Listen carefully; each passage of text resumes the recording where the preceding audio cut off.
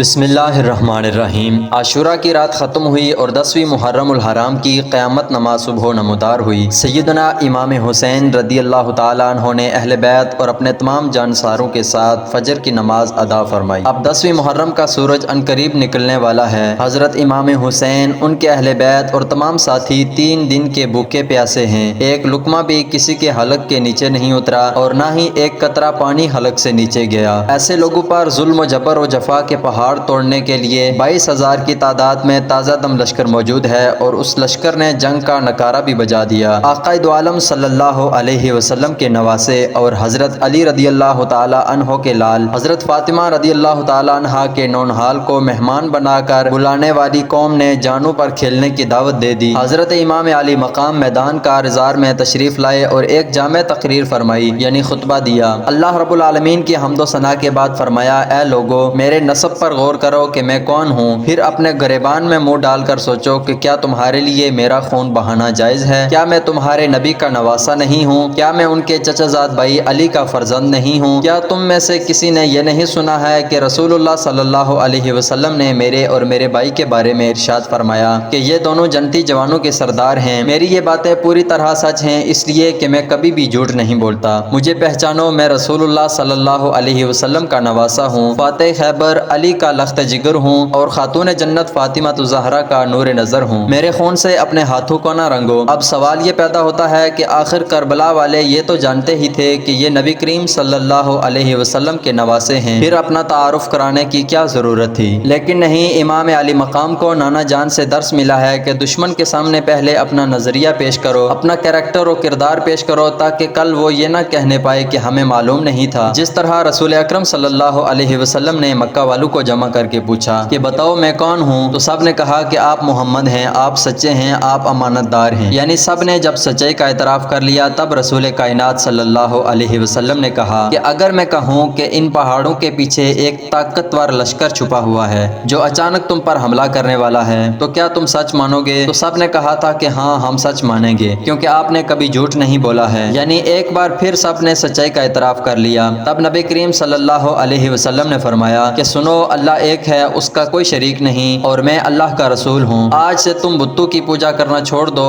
بس اتنا کہنا تھا کہ وہی لوگ جو اب تک سچائی کا اعتراف کر رہے تھے سخت ترین مخالف ہو گئے، گالیاں دینے لگے۔ آج انہی کا نواسہ کربلا کی زمین پر کہہ رہا ہے کہ کیا میں نے کبھی شریعت سے بغاوت کی ہے؟ کیا میں نے کبھی رب کے قرآن اور نبی کے فرمان سے منہ موڑا ہے؟ کیا میں نے کبھی کسی کا حق مارا ہے؟ کیا میں نے کبھی قوانین اسلام کی خلاف ورزی کی ہے؟ کیا میں نے کبھی امانت میں خیانت کی ہے؟ کیا میں نے کبھی جھوٹ بولا ہے؟ تو سب نے یہی کہا کہ نہیں۔ تب امام علی مقام نے کہا کہ تو پھر یہ بتاؤ کہ آل رسول پر پانی کیوں بند کیا گیا؟ ہمیں قتل کرنے کا منصوبہ کیوں بنایا گیا؟ پانی تو اس کا بند ہونا چاہیے جو شریعت کا باغی ہو جائے، جو احکام خداوندی کا منکر ہو جائے۔ سنجیدگی کے ساتھ غور کرو، یزید کی بیعت کو ٹھکرا کر ہمارے ساتھ آ جاؤ، میں نانا جان سے کہہ کر تمہاری شفاعت کراؤں گا۔ اتنا سننا تھا کہ وہ امام علی مقام کو جنگ کے لیے للکارنے لگے۔ ان کی آنکھوں پر پردہ پڑ چکا تھا، وہ دنیا کی دولت و شہرت اور منصب کی لالچ میں اندھے ہو چکے تھے۔ انہیں یہ بھی احساس نہیں ہو رہا تھا کہ ہم جس نبی کا کلمہ پڑھتے ہیں انہی کے نواسے کو بھوک اور پیاس سے تڑپا رہے ہیں اور قتل کرنے پر تلے ہوئے ہیں۔ انہیں یہ بھی احساس نہیں ہو رہا تھا کہ ہم میدان محشر میں رسول اللہ صلی اللہ علیہ وسلم کو کیا منہ دکھائیں گے۔ امام حسین رضی اللہ تعالی عنہ کا مقام و مرتبہ اتنا بلند ہے کہ رسول کائنات صلی اللہ علیہ وسلم نے فرمایا کہ حسین منی و انا من الحسین، یعنی حسین مجھ سے ہے اور میں حسین سے ہوں۔ جس نے حسین سے محبت کی اس نے مجھ سے محبت کی، جس نے حسین سے دشمنی کی اس نے مجھ سے دشمنی کی۔ اب یہ بات بھی ذہن میں رکھنی ہوگی کہ جس نے رسول سے دشمنی کی اس نے اللہ سے دشمنی کی، اور جس نے اللہ سے دشمنی کی وہ لعنتی نہیں تو اور کیا ہے۔ اب آؤ، معاملہ کیا تھا؟ معاملہ تو یہی تھا کہ بیعت کرو، جان بچاؤ۔ یہ اعلان یزید کی طرف سے تھا، لیکن یزید فاسق و فاجر تھا،